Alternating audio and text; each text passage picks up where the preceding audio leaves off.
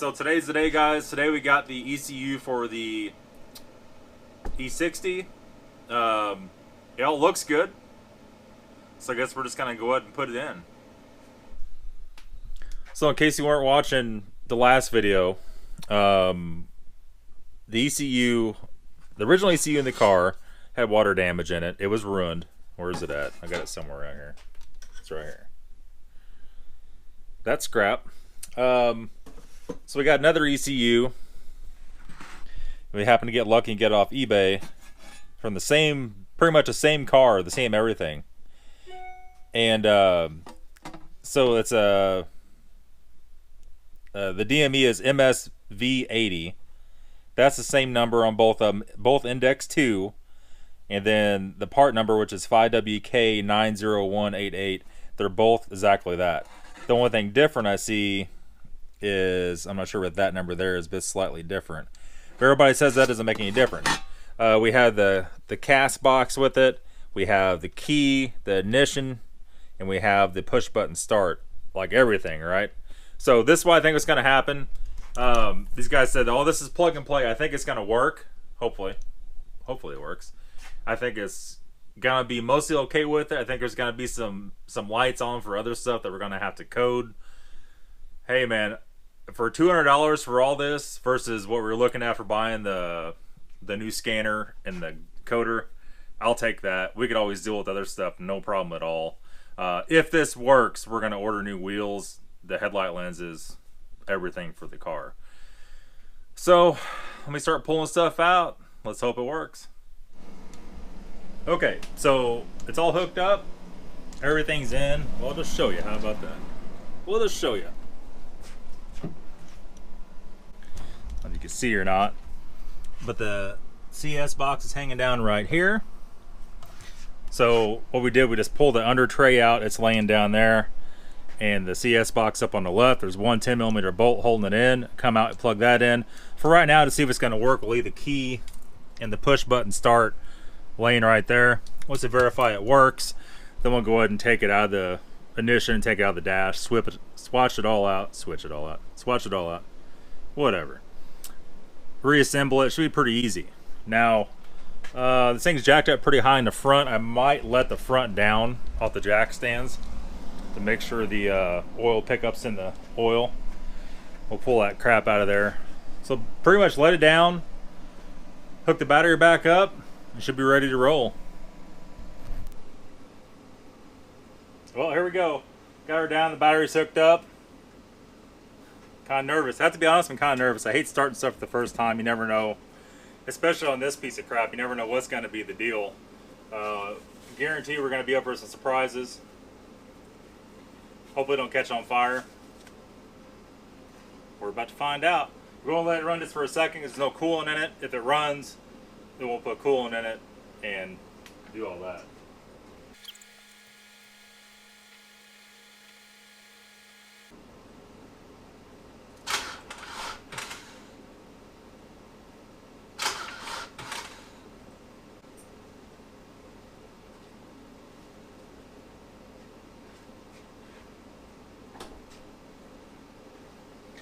Oh, the battery's low. That battery might be on its way out. Let me get the jump pack. That'd be easier. Round 2.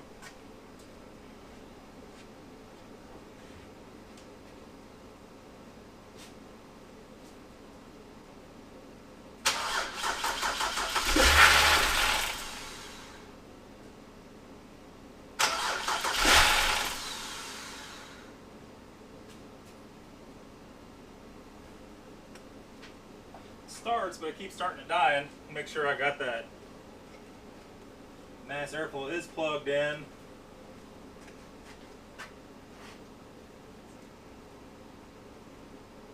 Cam sensors are all plugged in. I don't know why it's dying, but I mean, it's hard telling what kind of gas is in it. Let's see.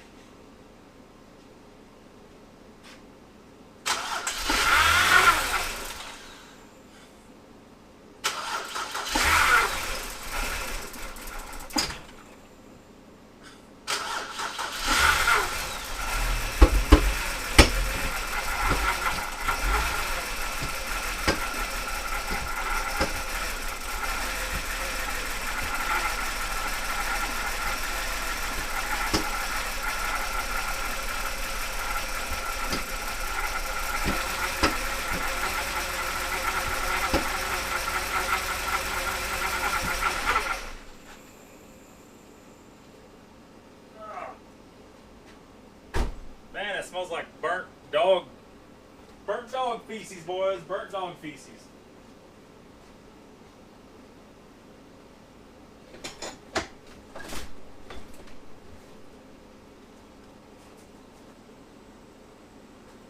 Woo. But it runs. And we'll go ahead and take a look. Doesn't seem to be leaking anything. It has no coolant. It's not leaking any oil. But it was starting to idle. I think it's just a fuel, just total freaking garbage. It did have a code for a cam sensor, bank 1, but we'll rescan it now and see if that comes back or not. I don't know. It seemed like at the very end it was running good. No knocking. That was the biggest thing. No clatter or nothing. It sounded really good. So now, probably we'll do, you put some air in the tires. Both tires are flat. We'll go and get this thing maybe moved to the outside and start it back up. Maybe put some coolant in it while it's still in here. Just kind of check everything out. We'll be back here in just a minute. Okay, so we're gonna do a bleed procedure. We just topped off the power steering fluid. You could hear when I first started and got to idle, like it was running dry, then it stopped, so I knew it sucked it down. We topped that off. We got our hose installed just temporarily. Well, take it back off to put all the stuff on. We're gonna do a bleed procedure. So on these, we're gonna do here, I guess E60 doesn't have a bleed screw. That's kind of odd. There's not one anywhere else. No, there's not. On E90, you have a bleed screw up here on this tank. It's usually like right off to the side.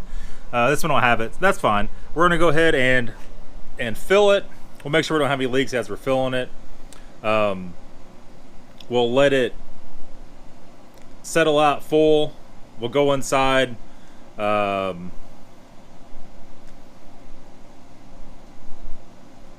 somebody pulled up? Anyway, we'll fill it up till it's full. We'll go inside, we'll turn the heat and everything on, and then let it suck into the heater core. Then we'll go ahead and turn the key off, turn it back on, hold the accelerator to the floor for, what was it, 12 or 20 seconds. That'll turn electric pump on. It'll suck all the fluid down, and we got the battery charger on it because it sucked the jump pack dead, and we'll let it run the whole cycle. I forgot how long it takes, 10 or 12 minutes or something like that.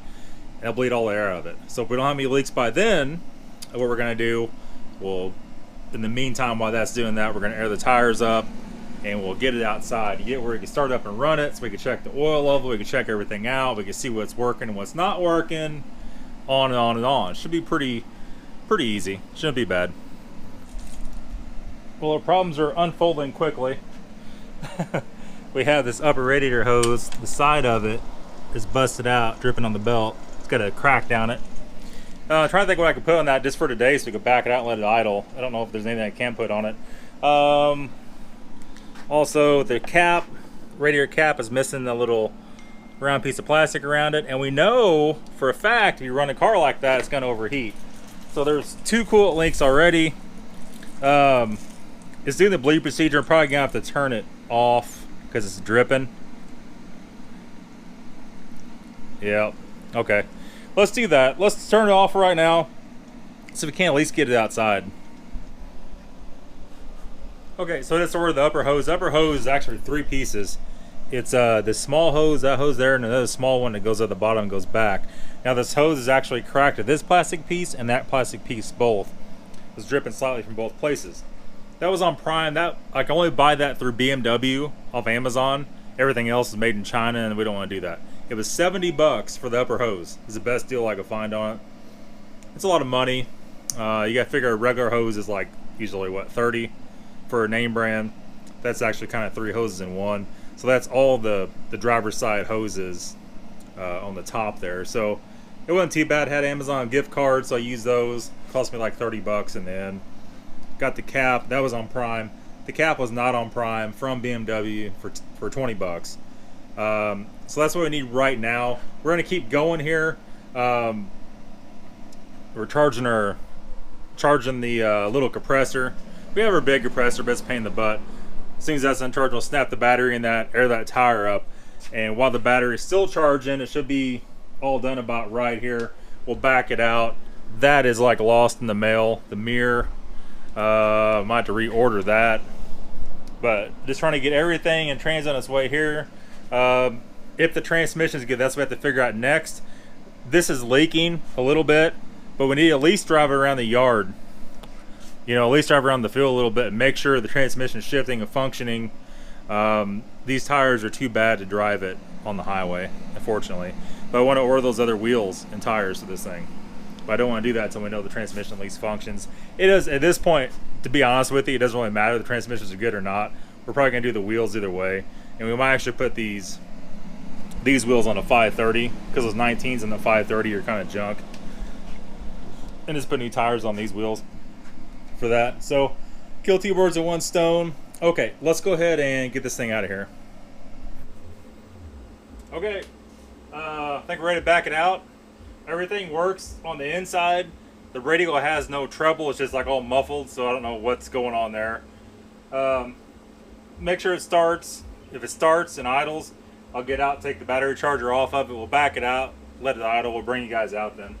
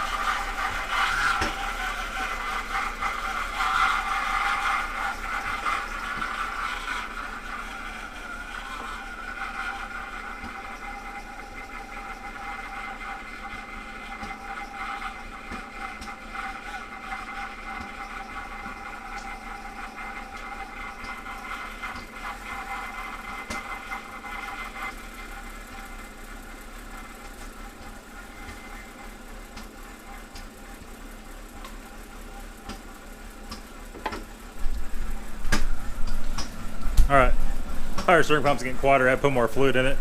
It's just all backfiring. It sounds like hell. I don't know, you know, we don't know anything about the fuel. We don't know anything about a lot of stuff. The tire steering's quiet now.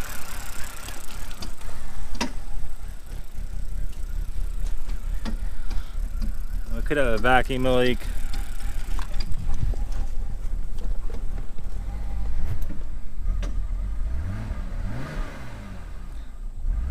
It's like it revs up, it comes out of it. Here, it just died.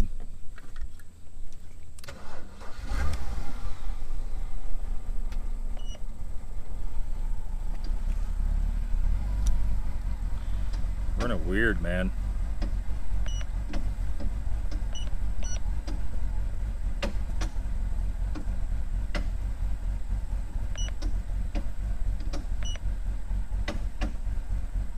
Camshaft position sensor B circuit bank 1.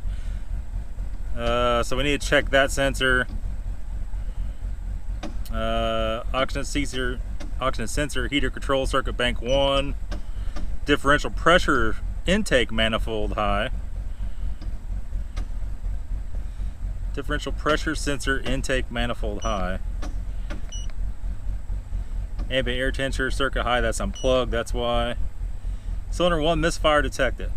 It's kind of smoothing out now. Random multiple cylinder misfire. We're back to it. So let's clear it.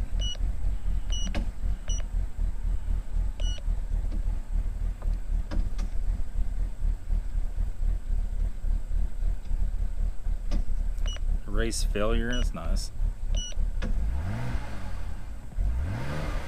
Rev's good, but it dies coming back off. Okay, let's figure this out.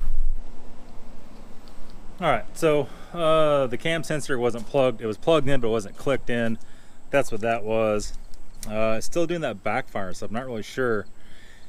I was going to start it again after I did that and make sure there was no other codes. That manifold pressure sensor is right here. It was the same way. It was plugged in, but it just wasn't clicked. So once I clicked that in, that went away.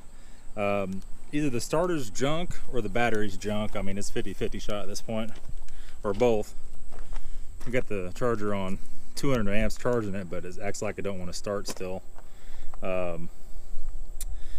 So, you know, it's kind of how we're rolling right now.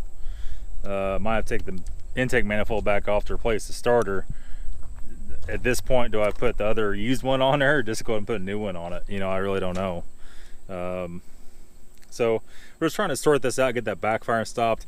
It never had any timing codes. I know the timing was right. Saw me do it on camera. So we still could possibly have a bad exhaust camshaft sensor or something with the wiring. We don't know. But we have another set, so that's not a big deal. Just back to using an engine we don't know anything about. So we're just kind of flying blind. We started back up, it's still backfiring through the intake. And that code comes back, we're gonna replace that sensor. It won't take 5 minutes. But it's gotta be able to start, which acts like now that might be a whole nother issue. So we'll see. Hopefully we get to start again and pull it back in before it rains. It's storming outside. Probably if they get it running again, we need to pull it back in and fight it in here. That way the ECU box don't go full of water. So let me try to do that. Maybe we'll get the jump pack out instead of the charger and try to get it back inside the shop. Okay, so yeah, I think the battery's toast because the jump pack started right up. We pulled the two camshaft sensors out. We replaced them with the original set from this car. I do see one thing. Somebody's changed the O-ring on this one to a Chinese one. They both look like they're OEM sensors. I mean, to an extent. Let's be honest. Sometimes you just can't tell with this stuff. It says BMW on both of them, but it does have a Chinese O-ring on it. When I took the bolt out, it felt right out. So we switched them out with both of those, plugged all that back in. I did notice now we kind of shot ourselves in the foot with the ECU because now the mileage on the car says 123,000, which is what the car from the ECU had, not 92,000. It's not that much of a difference, but that's definitely going to hurt the resale value of this thing. I mean, we could, you know, we could send the old ECU along and tell them, but, you know, nobody cares, right? Nobody's going to care about that. So we'll see. Hopefully this fixes it. It is calling for oxygen sensor heater, but I see that oxygen sensor does have a little gouge in it. So we have a new one of those here, but we'll check the wiring out first. That was sensor 1, bank 2, so the rear top sensor. Real easy to get to. We'll leave that, should ride right there. Let's see if it's gonna start up now and run right. All right, well, we figured it out. Something to do with those sensors, man. It just, something's funky going on with them. This came the engine. It's like it's running pretty good now. You won't be able to tell until you just get out and drive it on the actual road. But it's quiet, man. Real quiet. I don't know how it sounds on the microphone, but let's open the doors up before we die here. So right now we have no check engine light on. Oh yeah, we do. I need to turn that back off. Turn it off.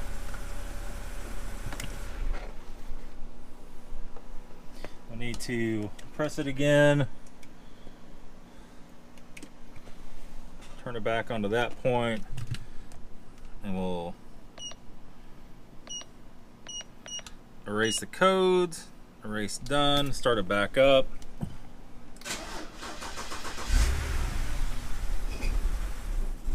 What the hell?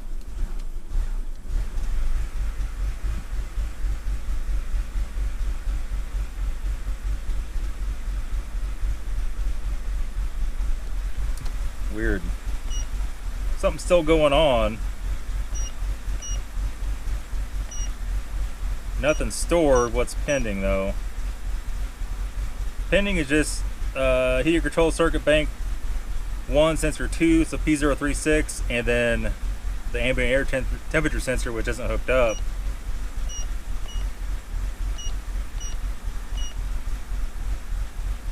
And that's all we got. It's still idling weird though. Look at the tack.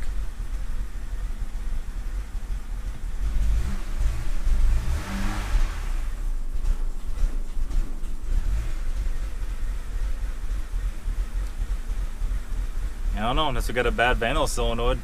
I guess that'll be next. Let's try that. Okay, so changing the Vano solenoids did nothing. I didn't think that was it, but I mean, it was easy, so you just gotta try sometimes. The hood shocks are a little shifty. I know it says it gets pretty cold in here with the AC. The hood just fell down. So we took their filter out just to make sure. You know, that wasn't it. That wasn't it. Just checked everything, all the hoses, everything. It acts like the fuel, and the fuel smells pretty bad in this thing. And we don't know if it's got condensation in the tank. We don't know if a shop had it sitting open. Anyway, my cousin was just here. He's like, man, this thing smells like gas.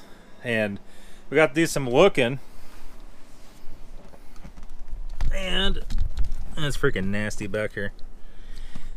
On the passenger side, it's leaking fuel, seeping out. And you can see there's a little hairline crack. If you can see that, it's right there. And it's seeping out of there. And it has this, I don't think it's a pressure line, I think it's a return line. I don't know, I have to look up the schematic on it and see.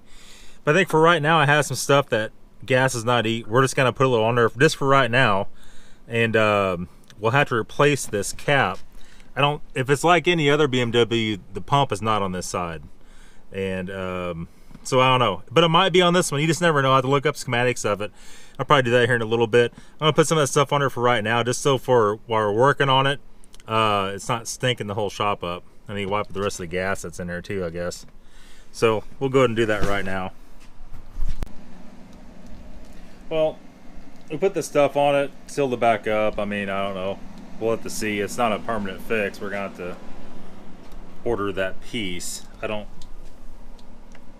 see anything that's wet underneath there anymore.